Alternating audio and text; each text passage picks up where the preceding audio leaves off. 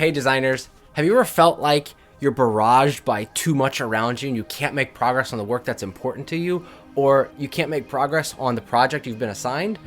Yeah, me too. And I know it's a really drag, and I know it can really be sort of disheartening and leave you feeling paralyzed. But in this video, I want to give you a few tips, a few tricks, and a few things to think about to help you improve your ability to focus and create amazing design work. Hi there, I'm Nir Eyal, and I'm here to help you improve your design and your creative abilities. Let's get started. We all struggle with focus and with really guarding our attention.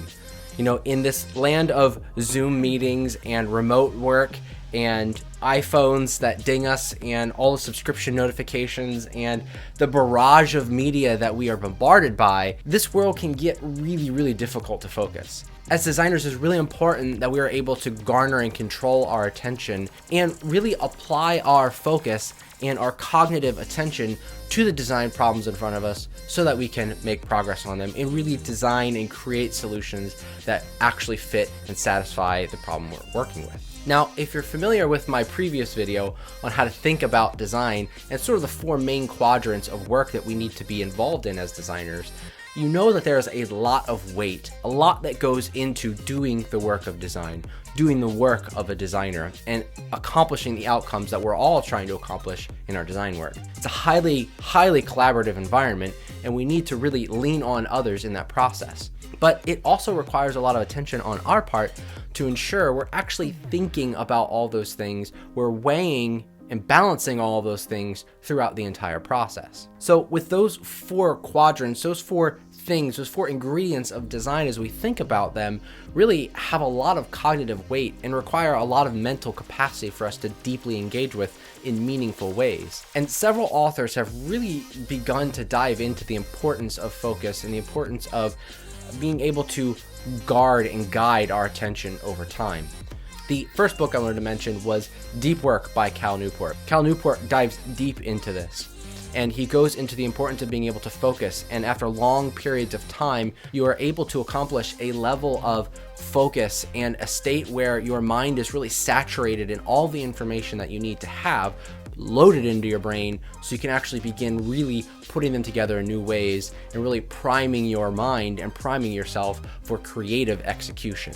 And that's really important in our industry as designers, to be able to have all the seeds, have all of the environment set up in our mind to be able to be creative. Now, this was actually one of the first ones that I engaged with, the first ones that I began to think about as I understood the importance of focused attention and applying my mind and my whole body, my whole effort towards doing the work that was in front of me. And the second book that I came across was Indistractable by Nir Eyal. And I think I got that name right, but maybe I'm not. I'm totally sorry if I got that way wrong. But in Nir's book, he re-emphasized something that I hadn't quite picked up on along the way. And that is the idea of switching costs. And the concept of switching costs is pretty much just like this. When you are focused on a task or you're focused on doing something, your mind has a bunch of information loaded in it. And to move from one subject to another means you have to replace that information.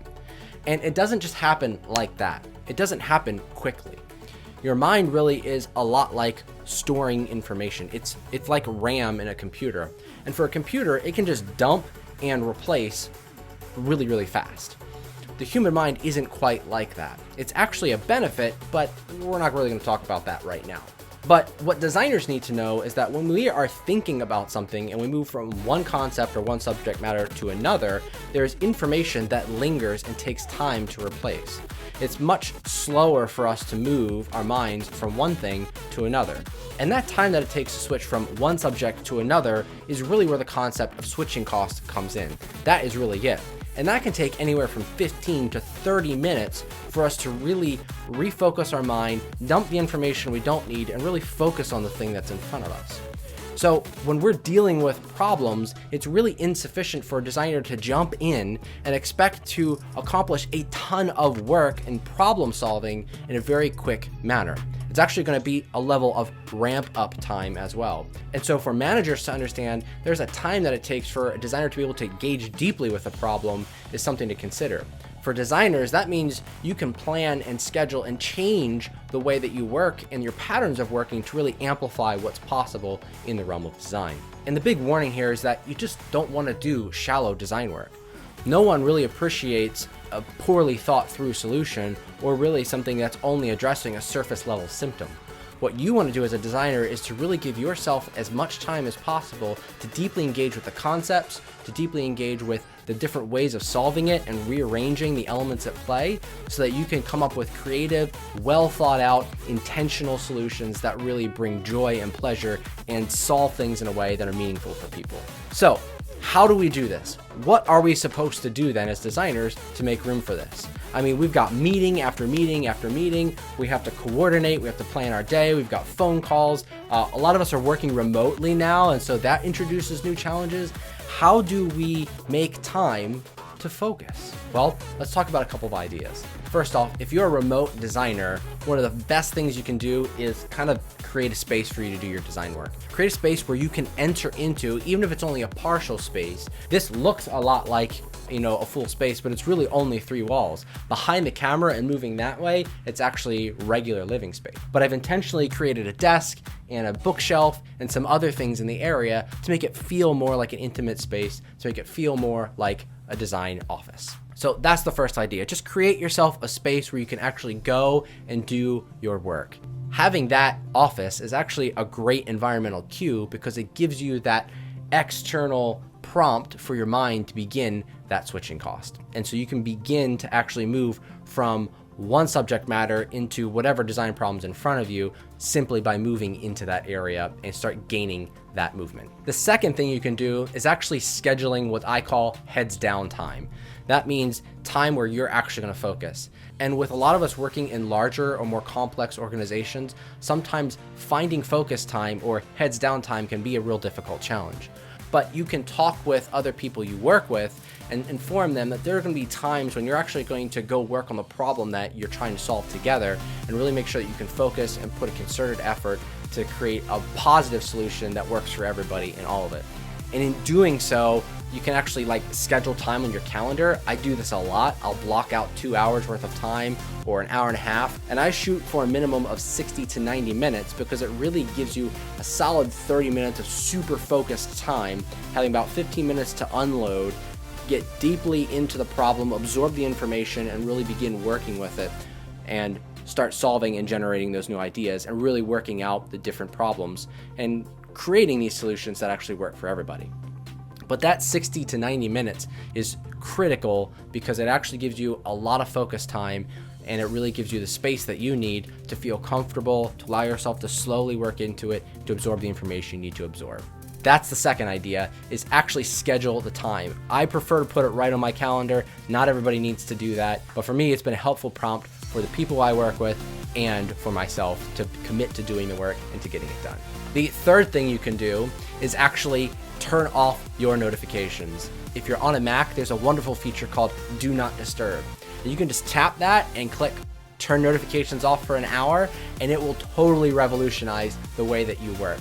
And it actually turns off notifications system-wide as long as the apps actually respect that. But what I recommend that you do is actually turn those off for at least an hour to give yourself the freedom to focus on those things. That way you're not barraged by constant notifications that want to draw you out and keep your cognitive engagement very low and very shallow. Removing those notifications allows you an environment to focus and hone in on and refine your design work. And my favorite idea is actually idea number 4. Pick up a notebook and a pencil and go to town. Because this doesn't have a battery that can die.